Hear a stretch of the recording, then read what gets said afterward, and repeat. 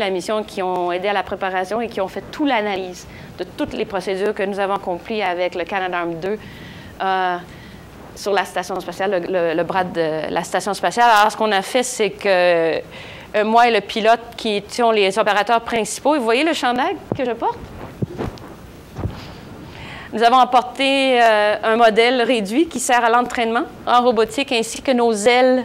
Ce qui me flotte ici dans le milieu, c'est les ailes d'opérateurs robotiques. C'est the wings of the MRO course, the MSS Robotics Operator course, qu'on a apporté pour faire plaisir. Et évidemment, on avait à bord quelques objets qui commémoraient. Je savais que vous alliez aimer ça. Hein?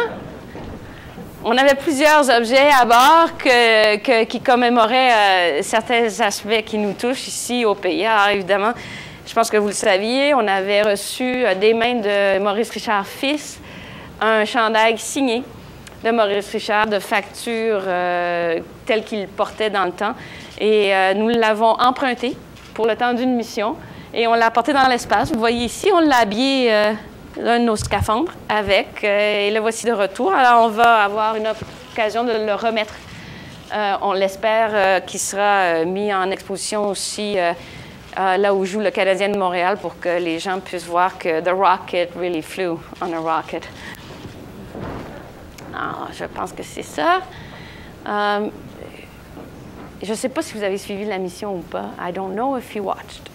But if you did, this is why this is so addictive and fantastic. Is the opportunity to see the blue planet from a window. To see it at this level with the small curvature. Whoops. The thin atmosphere. This is actually what we call a terminator, not Arnold. But this very point on the Earth as we fly over between day on Earth and night on Earth. And you see this demarcation, this line, qui représente le changement entre le jour et la nuit. Et évidemment, comme on fait le tour de la Terre à toutes les heures et demie, on voit ce changement. On vole au-dessus d'une ligne de démarcation entre le jour et la nuit 16 fois par jour.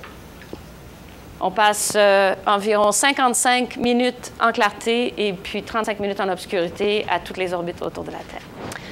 Finalement, il était le temps de revenir. Me voici dans le poste de pilotage de la navette en train de faire des derniers préparatifs et puis nous avons atterri à Kennedy le 31 juillet en matinée. Et l'adaptation à la gravité terrestre n'est pas simple. Alors, avis à tous les passagers futurs qui iront dans l'espace, ça prend quelques jours avant de retrouver ses pieds terrestres. Merci. Merci. Alors, Julie, merci pour deux choses. Premièrement, de nous avoir si bien représentés durant cette mission-là. Mais merci surtout de partager ce matin cette expérience-là. Je suis certain qu'il y a une tonne de gens qui sont jaloux un peu de l'expérience que tu as, mais c'est merveilleux de pouvoir la vivre par, justement, tes propos par la suite. Thank you very much, Julie, for two things. First, for representing us so well on mission STS-127. You were one of the crew members on that historic mission, and you represented us extremely well. Thank you very much. Secondly, thank you very much for sharing, this experience with us.